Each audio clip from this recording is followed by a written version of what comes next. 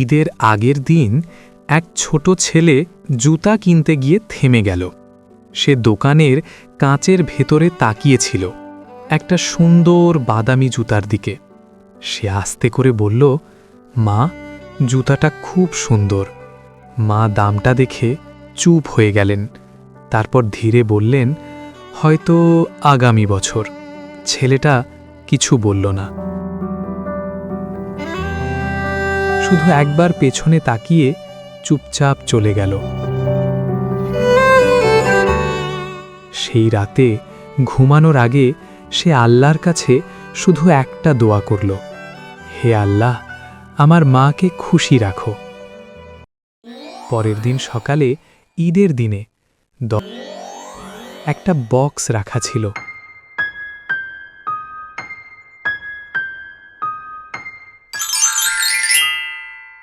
Box খুলতেই সে অবাক হয়ে গেল।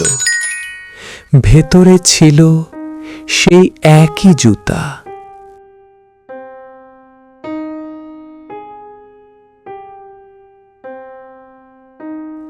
দূরে একজন মানুষ চুপচাপ দাঁড়িয়ে সব দেখছিল। ছেলেটা জুতা পরে বাইরে দৌড়ে গেল, হাসতে হাসতে বলল, ঈদ মোবারক,